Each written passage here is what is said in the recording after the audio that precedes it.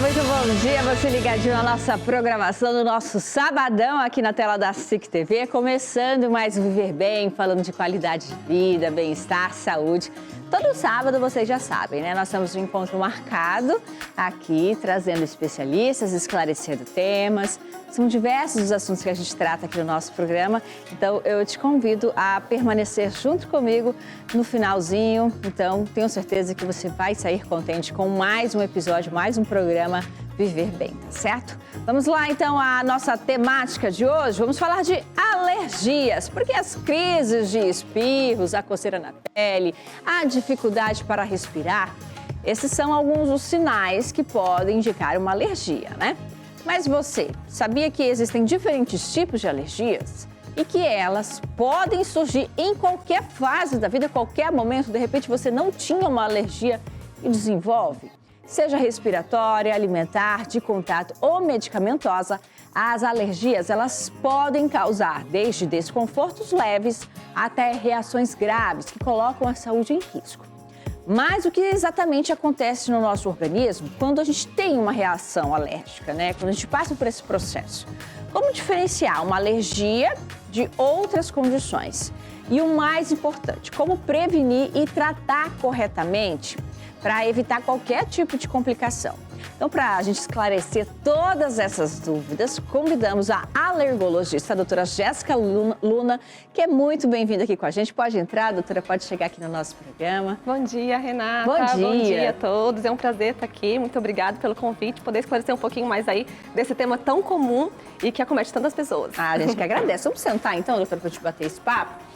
Porque realmente é bem curioso, né? Às vezes a gente não tem uma alergia, aparece do nada ou descobre-se do nada. Mas o que são as alergias? Por que elas acontecem, doutora? Vamos lá. Então, a alergia é uma resposta exagerada do nosso sistema imunológico a algo que deveria ser comum, algo inofensivo no nosso dia a dia, como um alimento, como algo do ambiente ou um medicamento que a gente pode ter tomado a vida inteira e em um momento desenvolver alergia a ele. Então, essa resposta exagerada que algumas pessoas têm desencadeia os sintomas de uma reação alérgica.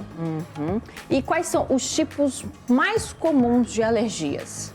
Então, a gente tem as alergias respiratórias, que entra rinite, asma, sinusite, conjuntivite, alergias alimentares, que pode ser qualquer alimento, mas tem alguns que são mais comuns, a medicamentos, a picada de inseto e as dermatites são as alergias de pele. A gente pode considerar as respiratórias mais comuns aqui na nossa região, por conta dessas variações de clima? Sim, as alergias respiratórias são as mais comuns, acho que no mundo inteiro, as mais comuns são as alergias respiratórias, e o nosso clima aqui também, ele dificulta um pouquinho mais, por ser muito quente, muito úmido, predispõe a proliferação do principal alérgeno, que é o ácaro, então a gente acaba tendo muita alergia respiratória aqui na nossa região. Certo. Existe alguma predisposição genética para desenvolver alergias, doutora? Com certeza. O principal fator de risco para a pessoa ser alérgica é justamente ter uma história familiar de alergia. Pra você ter uma ideia, se um dos pais é alérgico, o filho tem 60% de chance de ser alérgico. Se ambos são alérgicos, aumenta para 80% essa chance da pessoa ser alérgica. Então, o principal fator para a criança ou uma pessoa ter uma alergia é o fator genético, com certeza. Então, sempre ali, eu observar o quadro familiar. Se alguém na família tem, normalmente pode indicar ali que meu filho é um irmão, pode aparecer também. A chance é bem maior, principalmente para a gente primeiro grau. Então, pai, mãe e irmãos. Certo. Como que eu posso diferenciar uma alergia respiratória de uma gripe, de um resfriado? Como que eu posso saber ali qual é qual?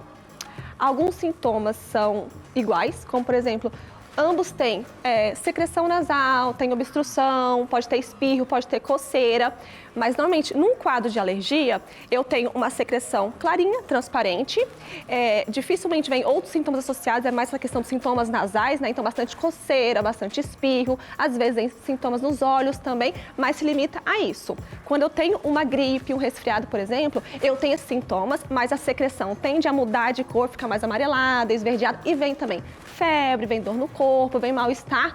E o tempo. Normalmente, um quadro alérgico, ele é algo mais persistente. Se você não trata a alergia, você vai continuar tendo sintomas. Então, de falar, meu filho está sempre gripado.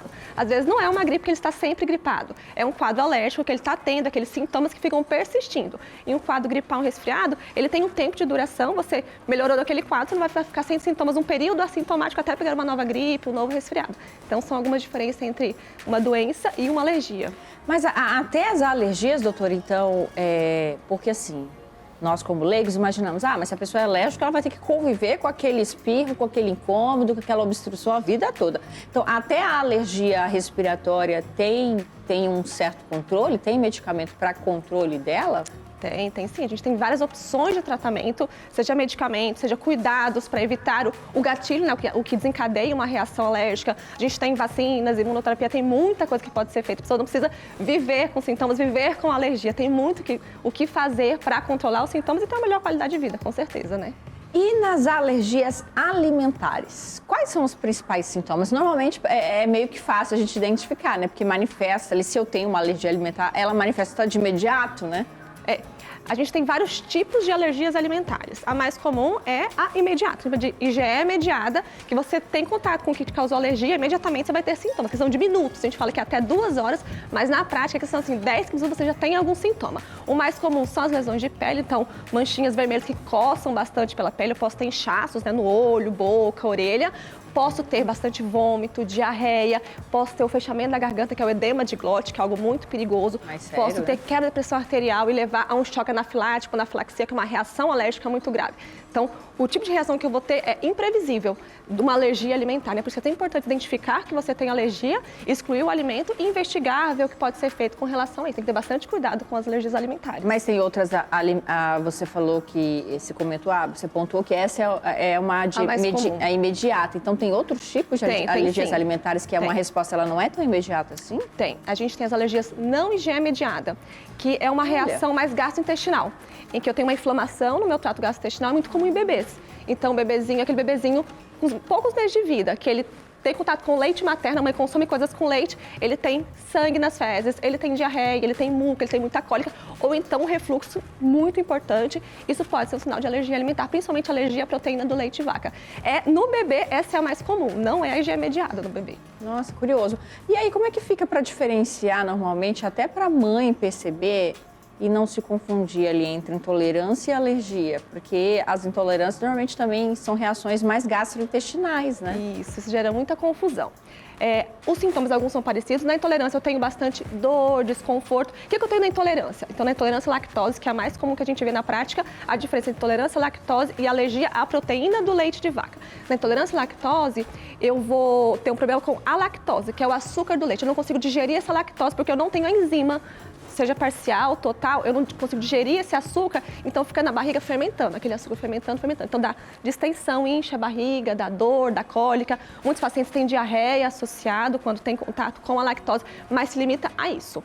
Na alergia, eu vou ter essa questão de diarreia, mas eu tenho normalmente o mais comum nos bebezinhos, né? Sangue, muco nas fezes, eu tenho bastante refluxo. Porém, a intolerância à lactose é raríssima em bebês. Ela vai acontecer ao longo do tempo, a partir dos 3, 4 anos, mas é muito mais comum adolescente e adulto. Então, a faixa etária nos faz pensar mais num bebezinho que seja uma APLV do que uma intolerância à lactose. Numa criança maior, dificilmente eu vou ter um quadro de APLV desse tipo gastrointestinal, mas como a IgE mediada numa criança maior. E, normalmente, a alergia começa nos primeiros contatos com o alimento. Por exemplo, ao leite de vaca vai ter desde bebê os sintomas, né? E aquela que surge ao longo do tempo, mais provável que seja uma intolerância à lactose. Muito bem, a gente tem muito que conversar ainda sobre as alergias. O programa está só começando, eu espero que você de casa esteja gostando. Então não saia daí que a gente faz uma pausinha rápida, mas já já nós estamos de volta.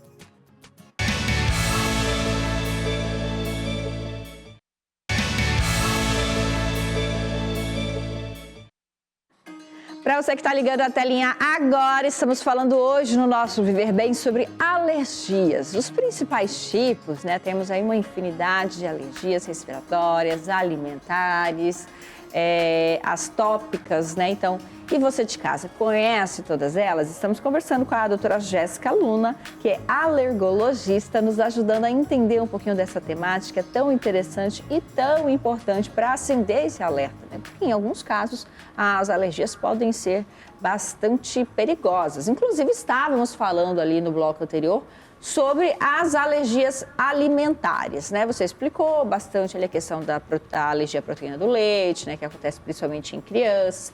Mas que tipo de outros alimentos aí causam reações? E como que os alimentos causam reações alérgicas, doutora? Na verdade, qualquer alimento pode encadear uma reação alérgica. Porém, tem um grupo de 8 alimentos que correspondem a 90% das alergias alimentares. Leite, ovo, trigo, soja, amendoim, as castanhas e os frutos do mar. Como é que ele causa? Então, que nem eu expliquei o que eu tenho uma reação alérgica, né? Eu tenho uma resposta exagerada. Por algum motivo, a pessoa reconhece como estranha a proteína daquele alimento e tem uma reação, quando tem contato com ele, normalmente é uma reação imediata, rápida, que pode ser muito grave. Uhum. E aí, para descobrir, né, com tantos alimentos, a alergia ali, de repente, você descobre em momentos inusitados. Mas para se precaver, quando a gente fala em alergia, um dos principais desafios é justamente essa questão, a descoberta exatamente do que está causando aquela reação do organismo. Então, para isso, existem testes específicos que ajudam a identificar os alérgenos e direcionar o tratamento correto. Como que esses testes funcionam na prática? Então, a nossa equipe acompanhou de perto esse processo e a gente mostra para você agora. Você já percebeu algum tipo de coceira, espirros frequentes ou reações inesperadas ao comer algum tipo de alimento ou ter tido contato com algum tipo de substância? Bom, isso pode ser sinal de alergia, que é uma resposta do corpo que algo não vai bem, mas que para muitos é apenas inofensivo. Nós temos o prick test. Esse teste ele vai identificar os alérgenos, os causadores das reações alérgicas, como para quem tem rinite, asma, conjuntivite alérgica, dermatite atópica e também alergias a alimentos e medicamentos. É esse teste que a gente utiliza o extrato, que vai ser colocado no braço do paciente e encostado na pontinha. Com esse teste a gente consegue identificar se o paciente é sensibilizado a essas substâncias. Existem testes para ácaros, para pelo de gato, de cachorro, para plantas, para mofo e também para os alimentos. Elas são indicadas para paciente com rinite alérgica, que está sempre coçando o nariz, espirrando, pacientes com asma, com conjuntivite alérgica, que tem coceiras na pele, processo de inchaços no olho, na boca e pacientes com alergias alimentares e a medicamentos. Para alguns testes, eu preciso suspender alguns medicamentos, como por exemplo no prick test, medicamentos antialérgicos têm que ser suspensos 7 dias antes, porque ele pode dar um falso negativo nesse teste. Já o teste de contato, que é o PET test, que cola adesivo nas costas, esse tipo de teste eu tenho que suspender medicamentos do tipo de corticoide, como corticoides orais e tópicos, e lembrando que no local para realizar o teste, a pele tem que estar sem lesões, tem que estar limpa. Os testes cutâneos, eles costumam ser testes indolores, que a gente faz aqui no consultório mesmo, como o prick test, o PET test. Já existem outros testes que têm risco de reação, que são, no caso, os testes realizados em ambiente hospitalar, como, por exemplo, paciente que teve uma reação grave a um alimento ou algum medicamento, que eu preciso confirmar essa alergia dele, então é feito monitorado no hospital com todos os cuidados para a gente intervir imediatamente se ele reagir durante o teste. Todo mundo tem curiosidade de saber como é que funcionam os testes, né? Mas ali, você explicou bem, doutora, que meio que coloca um extratinho, né, ali para esse... Mas tem para tudo? Já o mercado disponibiliza para tudo esse exame? A gente não tem esse que é o prick test, que é um teste de leitura imediata para reações imediatas, por exemplo. Eu não tenho para tudo, mas para muita coisa eu consigo fazer um teste. Por exemplo, para frutas, a gente não tem o teste para frutas, mas eu consigo fazer o que chama de prick to prick. Diretamente com a fruta eu faço. Para frutas, para alguns frutos do mar que eu não tenho o teste pronto, para medicamentos eu consigo fazer diretamente com o alimento, com o produto, esse mesmo teste. E no caso das respiratórias também faz teste desse jeito? Sim. Para alergia respiratória, a gente tem que identificar os gatilhos, né? Esses gatilhos normalmente são coisas do ambiente. Então, ácaros, barata, pelo de cachorro, de gato, mofo. Eu também tenho extratos prontos para esses alérgenos, a gente faz na pele. Esse é o que eu mais faço na prática, são para os aeroalérgenos. Tem uma bateria pronta de aeroalérgenos que a gente testa na pele. Tem uma alergia também que está se tornando bastante comum, a gente tem percebido um crescimento, que são as alergias relacionadas aos corantes, né? Às vezes não é o alimento em si, mas um corante que tem ali naquele alimento. Também consegue identificar através desse teste? Alergia a corante é algo um pouquinho complicado, porque muitos, na verdade, não são, tá? Poucos corantes realmente desencadeiam uma reação alérgica. Existem sim corante vermelho, corante amarelo pode desencadear. Para esses, tem exames de sangue. Eu consigo dosar no sangue os anticorpos contra o corante e saber se tem. Mas na prática, a maioria não é uma reação alérgica em si. Às vezes, outro tipo de reação que o paciente faz ao corante ou algum outro componente que a gente não consegue identificar tudo. Não tem teste para tudo. Corantes, conservantes, para outras coisas eu não consigo ter testes. A gente vai meio que pela clínica do paciente. Se for algo bem importante, a gente acaba excluindo mesmo. O teste, ele é indicado para qualquer idade? Ou é recomendado a partir de uma idade X, porque tem essa questão ali de desenvolver ou não as alergias? Isso. Alguns testes podem ser feitos em qualquer idade, como para alergia alimentar. Então, se o bebê tem um sintoma compatível com uma reação de IgE mediada, que é imediata, eu consigo fazer tanto o testezinho de pele para o alimento, quanto dosar no sangue os anticorpos para aquele alimento. Já esses de aerolérgicos, para alergias respiratórias, que é para ácaro, barata, ou os testes de contato, para dermatite de contato, ele é mais indicado a partir dos 2 anos, porque dá muito falso negativo nos pequenininhos. Eles não conseguem ainda ter uma resposta adequada para mim conseguir dosar e fazer os exames nessa faixa etária. Toda pessoa deveria fazer um teste de alergia, doutora? Você vai responder pra gente depois do intervalo, que é bem breve. Então, você de casa, não saia daí. A gente faz uma pausinha rápida, mas já a gente está de volta.